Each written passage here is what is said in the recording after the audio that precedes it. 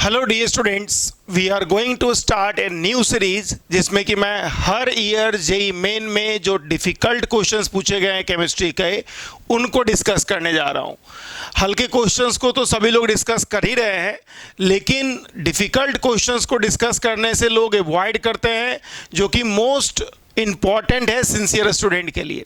तो बेसिकली ये सीरीज जो है उन्हीं सिंसियर स्टूडेंट्स के लिए है जो कि अपने प्रिपरेशन लेवल को एक अपर लेवल तक ले जाना चाहते हैं, ताकि उनका जेई मेन और एडवांस बहुत अच्छे से क्लियर हो सके।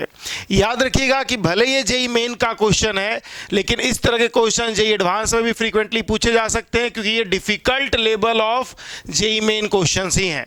तो 2025 के जो भी डिफिकल्ट क्वेश्चन केमिस्ट्री के हैं, वन बाई वन हम लोग सॉल्व करेंगे। तो देखिए ये क्वेश्चन जरा ध्यान दीजिए। Which of the following linear combination of atomic orbitals will leads to formation of molecular orbitals in homonuclear diatomic molecules? Homonuclear diatomic molecules में अगर मोलिकुलर ऑर्बिटल फॉर्मेशन करना है तो कौन सा एटॉमिक ऑर्बिटल्स का लीनियर कॉम्बिनेशन से ऐसा पॉसिबल है। याद रखिएगा कि आपको बोल दिया गया है कि इंटरन्यूक्लियर एक्सिस जेड डायरेक्शन के अलोंग है, मतलब जेड एक्सिस के अलोंग जो होना चाहिए वो एटॉमिक ऑर्बिटल्स का ओवरलैपिंग होना चाहिए। तो बारी बारी से हम लोग देखते हैं। सबसे पहले करा है 2pz एंड 2px। क्या लग रहा है आपको? अगर हम 2pz लें, आपको अगर एक्स एक्सिस मैं ये ले लेता हूं तो 2px ये ऑर्बिटल है, और 2pz ऑर्बिटल जो है वो क्या है, वो जो है वो क्या है, z एक्सिस के अलोंग है, इस तरह से है। तो ये 2pz ऑर्बिटल है और ये 2px ऑर्बिटल है। इसके बीच में कभी भी ओवरलैपिंग नहीं होगा। ओवरलैपिंग तभी संभव होगा जब दोनों का जो लोब का जो एक्सिस है वो एक एक्सिस के लॉन्ग है, या फिर अगर आप सिग्मा ओवरलैपिंग की बात करते हो तो उसी तरह से लैटरल ओवरलैपिंग, पाई ओवरलैपिंग भी होता है। खैर यहाँ पे हम लोग को इंटरन्यूक्लियर एक्सिस जेड के लॉन्ग हम लोग को देखना है और इसलिए सिग्मा ओवरलैपिंग की बात करना है। तो ए ऑप्शन तो नहीं ही है। अब रही बात बी ऑप्शन का, तो बी ऑप्शन में भी अगर आप देखोगे आपके पास है 2s एंड 2px। तो 2s है ये इस तरह का ऑर्बिटल। मैं बारी बारी सारे ऑप्शन को चेक कर रहा हूँ। ए ऑप्शन मैंने चेक किया, नहीं आया। बी ऑप्शन को मैं चेक कर रहा हूँ, 2s ऑर्बिटल है और 2px ऑर्बिटल इस तरह से है एक्स एक्सिस के अलोंग।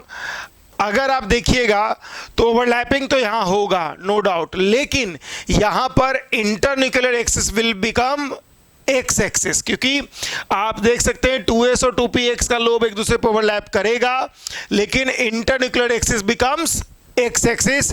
जबकि आपको बोल रहा है कि इंटरन्यूक्लियर एक्सिस जेड डायरेक्शन के अलोंग होना चाहिए, तो ये भी आपका आंसर नहीं है। आगे देखिए 3dxy और 3dx² y²। अगर आप 3dxy का फिगर बनाओगे xy एक्सिस में, तो xy एक्सिस के लॉन्ग तो 3dxy ये है, 3dy x² y² ये है। तो अगर हम इसमें फिर अगर हम सोचें कि ओवरलैपिंग होगा तो बिल्कुल नहीं हो पाएगा, क्योंकि ये ऑर्बिटल जब इसके साथ ओवरलैप करेगा तो वो कैंसिल आउट हो जाएगा। चूंकि इधर अगर प्लस है तो इधर माइनस है, तो अगर ये ओवरलैप करेगा तो जितना प्लस में करेगा उतना माइनस में करेगा, तो ओवरऑल कैंसिल हो जाएगा। अगला है सी ऑप्शन भी गलत हो गया है। डी ऑप्शन में बोला जा रहा है 2s ऑर्बिटल है और 2pz ऑर्बिटल। अगर मैं z एक्सिस को इसी के लॉन्ग ले लेता हूं तो आप देख सकते हैं ये बिल्कुल ओवरलैप करेगा, ये बिल्कुल ओवरलैप करेगा और z एक्सिस के लॉन्ग ही ओवरलैप करेगा। तो internuclear axis will be z axis. तो डी ऑप्शन ही सबसे सही आंसर है। इसके अलावा हम ई ऑप्शन भी चेक कर लेते हैं। 2pz ऑर्बिटल, अगर z एक्सिस को हम इसी के लॉन्ग ले लेते हैं, चलिए z एक्सिस इसके लॉन्ग ले लिया मैंने, और z एक्सिस को हम अगर ऐसे लिए हैं तो x एक्सिस और y एक्सिस को हम लोग को इस तरह से लेना होगा, x एक्सिस और y एक्सिस को। तो अगर मैं इधर से z² y² का मैं फिगर बनाऊं तो यहाँ पे फिर ओवरलैपिंग पॉसिबल है ही नहीं। तो करेक्ट आंसर यहाँ पर डी होगा, और जो डी है वो आप देख सकते हैं D only. Third option is the correct option. Third में आपको दिख रहा होगा कि आपको डी ऑप्शन दिया गया और डी ऑप्शन सही ऑप्शन है, सिर्फ और सिर्फ किसमें देख सकते हैं डी ऑप्शन ही सही ऑप्शन है। तो third will be the correct answer.